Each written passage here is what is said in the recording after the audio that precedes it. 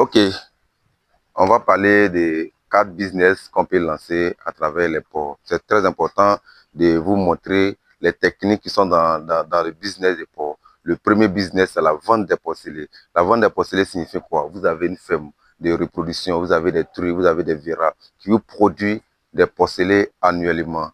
Et à chaque production de porcelets, vous ne faites pas de l'engraissement, vous vendez que des porcelets. Vous prenez les porcelets là et puis vous vous les sévrez. Dès qu'ils ont atteint un poids de 20 kilos, automatiquement, vous les vendez.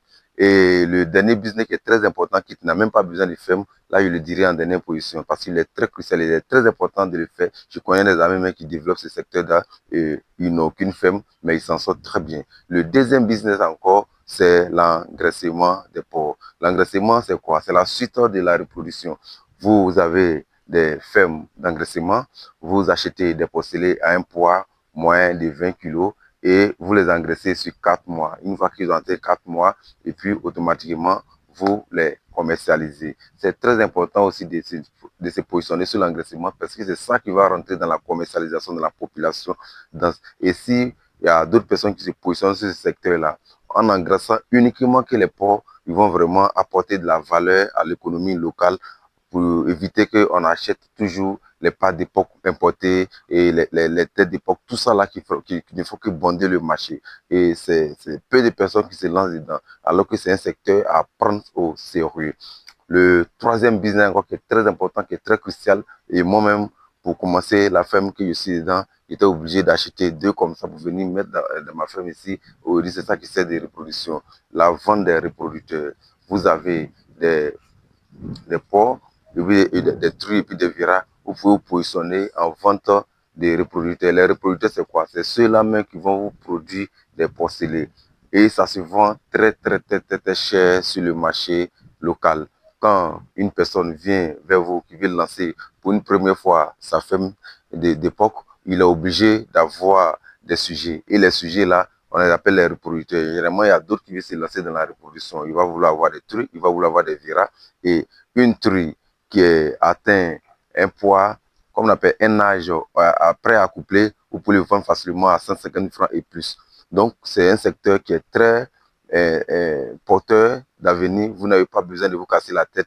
Vous avez à chaque fois des reproducteurs, soit truies, soit viras. Et puis, quand le moment viendra, le moment opportun, vous les vendez.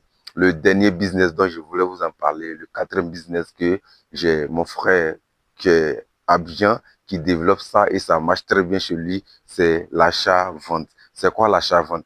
Il n'a pas de ferme, il n'a pas de, il se casse pas la tête à nourrir, comme on appelle des porcs, il se casse pas la tête à construire une ferme, il se casse pas la tête à avoir, comme on appelle, des mandats où il va les pêcher à la fin du mois. Lui, il se promène sur les fermes, il a ses clients, il se promène sur les fermes. Quand une fois qu'il arrive, que ces porcs-là sont arrivés en vente, il vient racheter en gros avec toi au poids vif. Et il fait partie à Abidjan. Une fois qu'il fait partie à Abidjan, voilà, il fait partie dans un abattoir moderne. Une fois qu'ils ont fini de payer, il a ses clients, il va ça les revendre. Et à chaque fois qu'il fait ça, il peut s'en sortir avec un très beau bénéfice. Et c'est ça aussi qui est très important à faire si tu veux vraiment, euh, vraiment avoir de l'argent dans l'élevage de porcs. Je te conseille d'essayer ce secteur-là. C'est de chercher des fermiers qui ont déjà de très bonnes fermes, qui produisent de la viande de qualité. Tu les rachètes, tu vas à Abidjan, tu t'en fais de ça ton commerce. Donc, le rachat et puis le vent, c'est ça qui est le commerce classique, que des grands commerçants le font sans que personne ne le sache. Il y a d'autres personnes même qui ne disposent aucune ferme, ils ne savent pas comment ils élèvent des porcs, mais ils se sont mis dans ce secteur-là et ça cartonne vraiment pour eux. Ils ont plus d'argent même que ceux-mêmes qui détiennent les fermes pour nourrir des porcs jusqu'à ce qu'ils arrivent à vendre. Donc, voici les 4 différents business que je vais vous partager dans l'élevage des porcs. Il y a d'autres secteurs encore qu'au fur et à mesure, je vais vous présenter. Merci.